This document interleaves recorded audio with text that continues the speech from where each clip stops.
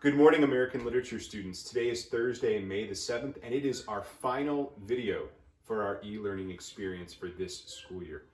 Today, what I want to do is talk about your final assignment and give you sort of a focus for the last piece of work you're going to complete for me during this school year. I promise it's very simple and very low stress, at least I think so, but I do want to give you some clear instructions. And then we're going to have kind of my final words I want to give and deliver to you.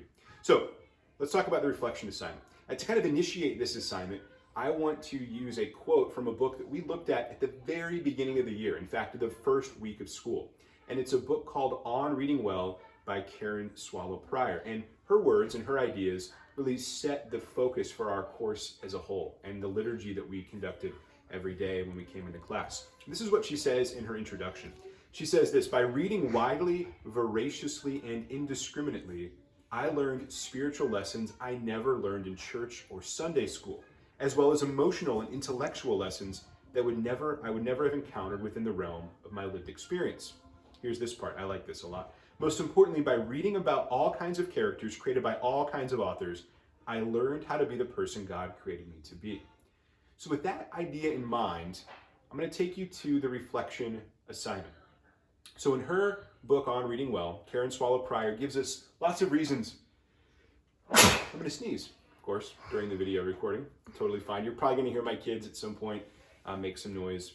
That's what would happen in class if I was doing this as well. So, all right, back to Karen Swallow Prior. So 4 reasons why people read and how reading actually is important for us. She says it's important because we experience enjoyment by reading. Reading literature can actually be enjoyable. It helps us to know not just what to think, but how to think. Right? What are the processes our brain can use to understand the world around us? We also can understand beauty and appreciate the beauty of not just God's creation, but also language and words. There's beauty in those things. And then finally, the one we've been focusing on a lot is that literature helps us grow and develop virtue and character, specifically godly character. So with your reflection today, you're going to hop onto Flipgrid and using kind of the same process we've had for the 4 recordings you've done over the Crucible, you're going to create a 5-minute reflection video. Now, does it have to be 5 minutes long? No, it can be shorter than 5 minutes. It just can't be more than 5 minutes, partially because I have to watch 90 of these. And so if they were a lot longer, you can imagine that's going to take a long time. So you're going to be answering certain questions in this video. You're going to talk about what story you thought was the most pleasurable to read or the most enjoyable for you. You're going to think about the most memorable lesson or idea or concept that you're going to take away from the stories that we read and from the class experience. You're going to think about the experience that you had that helped you understand beauty and good the most. And then finally, how has our study of literature encouraged you to grow in godly character and virtue? So you're going to answer all, or at least most of these questions in that reflection. Now, to help you reflect, you're going to spend some time actually thinking about your experiences. So I want you just to kind of spend 10 minutes quietly going over the year with yourself. Maybe think about the books you've read, maybe the assignments you've completed, the experiences we've had in class, both digitally, but also when we used to actually meet in class in person. And write down some notes, right? Jot down some thoughts so that when you sit down in front of your camera to record, you know what you want to say to me and also your classmates. Because of course, once you post these, you should also go and watch some of your classmates' videos. There's a power in the shared experience that we can have with watching each other's reflections. So that's the assignment. It'll be due tomorrow, and this is the last piece of the puzzle for our e-learning time. This is essentially your final. Now, there are no right answers though. Even though I'm going to give you credit and points for completing this assignment, I'm not worried about what you say. I'm more interested in giving you a chance to go through the process. So your honest thoughts and feelings are all we need. Okay, so that's the final assignment. Now we're going to get to the part that I really am excited about. And apparently my kids are excited about the Days of the Week song because they're singing that right now. So the last thing I want to talk about is this speaking opportunity I'm going to give called the last lecture. Now, the last lecture is not something I invented. It's actually a tradition that goes back many generations in academia. And really, it's a question that a teacher or a professor might be posed. What is the last thing, if you were only given one more chance to talk to your students, what would be the last thing that you'd want to say to them? What would you want to tell them? Now, I'm not going anywhere. I'm not planning on going anywhere. But this is sort of our last lesson together. And so what are the things I want to say to you? And the question that I want to spend some time thinking about today in this last lecture and really answering for you is, what are the lies? What are the deceptive ideas that we teach at school? Oftentimes unconsciously. I'm not saying that we intentionally try to lie to our students, right? There's no hidden agenda by Westminster Christian Academy or any school at all. But I think the process of just schooling in general sometimes has unconscious or unintended lessons that we teach.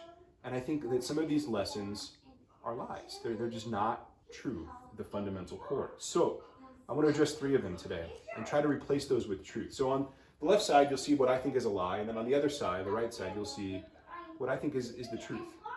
So the first lie, learning, whatever learning is only about the accumulation of points to prove that you have actually learned something. So that if at the end of the year, if I have a lot of points out of the points I've been offered, then I actually learned something. Now, you're going to get different theories on this, but learning isn't about the accumulation of points. It's not about earning points. It's not really just about what happens inside of our heads, right? That learning, true learning, is a fully embodied experience when you're growing in more than just your intellectual capacity, right? Learning involves showing and displaying learning in a visible manner, beyond just sometimes the content that we teach. And so, this idea of embodying learning, how do I embody reading? Like, what does it look like to do that? Well, that's a tricky question. Obviously, reading a book is something that requires your body physically. I mean, you're looking at words on a page or a screen, right? So to read, you have to do that. But it's really what we do with the information and the ideas that we read. That's how you embody it. And again, I'm going to just borrow from Karen Swallow Prior again, because I think her words are really perfect for this particular question, right? The desires that are cultivated by the books can pull us towards the good life or false visions of the good life, right? So how do we embody reading? We embody reading by living out the true vision of what is the good life, right? By discerning which visions of life are false and which are good and true. Right? So how do you embody reading? Well, it's actually embodied in the way that you conduct your life. It's embodied in the way that you live. So if you learn anything from the class that we just finished up or are finishing up, it's going to be shown and displayed in the way that you live your life. That's where learning happens. It's not about how many points you got in Veracross. It's not about what you earned on a particular assignment. It's about how you live moving forward. Okay, so that's the question to think about, right? And maybe this is something you want to include in your reflection. How has reading this year helped you grow in godly character and virtue? All right, lie number 2. Lie number 2. Something I think we also encourage at school, again, totally unconsciously, but it's there, is that your worth as a person depends on your performance. That you actually have more worth and value if you've accumulated more points, if you have a higher grade than if you didn't. Now, that could happen in a classroom, but it happens other places as well. Maybe that's on the athletic field, maybe that's in your fine arts, right, in your music, and whatever other activities you engage with at school. That something about your performance determines your worth. Now, I think we know in our head that our true worth and our value comes from our identity as children of God. But sometimes believing that is really difficult. And in fact, I would say that in the nearly 20 years that I've been a follower of Christ, I think that's still like the fundamental sin that I wrestle with, the fundamental lie that I don't believe, or that I believe too often, is that my worth is about my performance, right? And I have to remind myself constantly that performing well or performing poorly doesn't affect the way God sees me, right? And just a few scriptures that come to mind to encourage you. Right, the first one, Psalm 139, we've looked at this year, especially during our college process, right? But that you've been fearfully and wonderfully made. You've been crafted and shaped perfectly by a creator, and to be the person that you're becoming. So remember that. Again, we're called children of God. Like that's a huge concept to wrap your mind around. What does it mean to be a child of God? And then finally, the last one. This is one that often comes to mind for me. Philippians chapter 3. It's easy to think of maybe my failings or shortcomings is not defining me, but it's actually a lot harder when I do well, when I've accomplished a lot of wonderful things, to not use those as what gives me my worth and value. And Paul reminds us in Philippians that he counts everything a loss because of the surpassing worth of knowing Christ Jesus my Lord, right? He counts those things as rubbish, as trash, as garbage, refuse, detritus, if you will, vocab word, right? Compared to knowing Christ. So for a lot of you, you've accomplished wonderful things in your time at Westminster. You've accomplished wonderful things so far in the 17 years of your life, and you will continue to accomplish great things. The hard part sometimes is realizing that they are trash compared to knowing Christ. All right, line number 3. Line number 3 says that success at all costs is what matters. Success means that I have to work hard, stay busy, even at the expense of being healthy as a person. Obviously, this is silly. Obviously, this is completely untrue. And I would actually argue that you cannot be successful if you aren't first healthy as a person.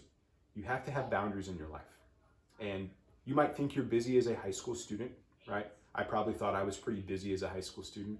I will tell you that there are only going to be more and more pressures on your life the older you get. When you go to college, when you have a job, when you start a family, all of those things add layers. And if you don't start putting boundaries in place in your life now to protect your sleep, time to worship, time to rest, it's going to be more difficult the more you get put on your plate. You know, we live in a society where depression, anxiety are rampant. And I think it's because we don't have a healthy balance of work and rest. So I would encourage you to do that. Think about some of the healthy or unhealthy or harmful habits that you allow to slip into your life. You know, I've probably told you this year, but I'm a terrible sleeper. Like, I'm really bad and undisciplined with sleep. And I know that when I sleep and rest well, not only do I feel better, but I'm a nicer person to be around, and I feel closer to the Lord too. So think about that question. Just some final thoughts. I know this video might be going a little long. My wife, who's sitting here recording, is getting tired of holding the camera. But just a few final thoughts. You know, summer is a time of rest. We just talked about that. It's a season where you can rest. So take some time this summer to relax and recharge. You know, in 90 days, approximately, God willing, you will be seniors back at Westminster, ready for your last year of high school. Now, with that in mind, you know, I'd also encourage you to spend some time to pray intentionally about your future. You know, you face this kind of looming decision of college and where you're going to spend the next 4 or more years of your life. You know, I do believe that God promises guidance through His Holy Spirit in the choices that we make. But we have to be prayerful and attentive and listen to what those leadings might be. And then lastly, before my son comes and interrupts, I want you to know, and I want to emphasize this, that today might mark the last day of our class time together, but it does not end our relationship as teacher and student. And I've said this for the previous 11 years that I've been a teacher. You will remain my students for as long as I'm around.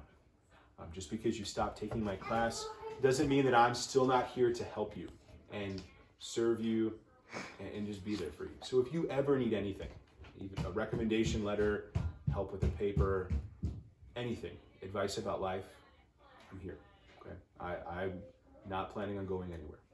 And even if I do go somewhere, I'll leave my contact information. All right. Juniors, thank you for a wonderful year.